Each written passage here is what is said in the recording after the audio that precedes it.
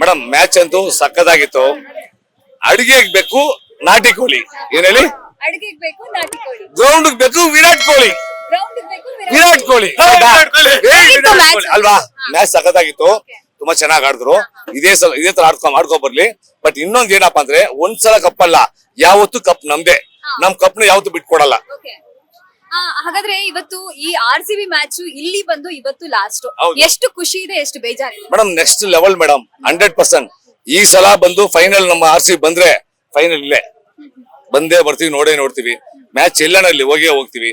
But RCB fans ಇದೆಯಲ್ಲ, ಅದು next level madam. ಇಡೀ ಪ್ರಪಂಚದಲ್ಲೇ, ಇಡೀ ಜಗತ್ತಲ್ಲೇ RCB ಫ್ಯಾನ್ಸ್ ತರ ಹುಚ್ಚಿರು ಎಲ್ಲೂ ಇಲ್ಲ. ಯಾಕಂದ್ರೆ ಈ GT ಕೂಡ ತುಂಬಾ ಒಳ್ಳೆ ಪ್ಲೇಯರ್ಸ್ ಇದಾರೆ, GT ಕೂಡ ಚೆನ್ನಾಗಿ ಆಡಿದ್ರು. ಸೊ ಗೇಮ್ ಚೇಂಜರ್ ಯಾರು ಇದ್ರಲ್ಲಿ RCB ಅಲ್ಲಿ? ನಾನ್ ಹೇಳೋದು ಗೇಮ್ಸ್ ಬಗ್ಗೆ, ನಾನು ಅವ್ರ ಪ್ಲೇಯರ್ ಬಗ್ಗೆ ಮಾತಾಡಲ್ಲ. ಪಾಪ ಅವರು ಆಟಗಾರರು, ಅವ್ರು ಆಡ್ತಾ ಇದಾರೆ. ಬಟ್ ಯಾವತ್ತೂ ನಮ್ಮ ಒಂದು ಬ್ಯಾಟಿಂಗ್ ಇದೆಯಲ್ಲ, ಇವರು ಆರಾಮಾಗಿ ನೆಕ್ಸ್ಟ್ ಬ್ಯಾಟಿಂಗ್ ತಗೊಂಡ್ರು, ಸಖತ್ತಾಗಿ ಆಡಿದ್ರು. ಬಟ್ ಅವ್ರು ಚೆನ್ನಾಗಿ ಆಡಿದ್ರು, ಲಾಸ್ಟ್ ಅಲ್ಲಿ ಆಡಿಲ್ಲ. ಬಟ್ ಅವ್ರು ವಿಕೆಟ್ ಹೋಗಿಲ್ಲ, ಆಡಿಲ್ಲ. ಬಟ್ ನಮ್ಮವ್ರು ಆಗಲ್ಲ ಸೈನಾ, ನಮ್ದು ಯಾವತ್ತು ಬಿಂದಾಸೆ.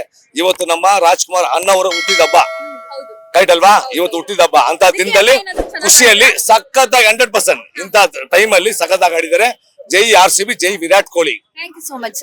ಲೇಟೆಸ್ಟ್ ಹಾಗೂ ಇಂಟ್ರೆಸ್ಟಿಂಗ್ ಸುದ್ದಿಗಳಿಗಾಗಿ ಬಾಸ್ ಟಿವಿ ಕನ್ನಡ ಚಾನೆಲ್ನ ಸಬ್ಸ್ಕ್ರೈಬ್ ಮಾಡಿ. ಹಾಗೆಯೇ ಬೆಲ್ ಐಕಾನ್ ಪ್ರೆಸ್ ಮಾಡಿ.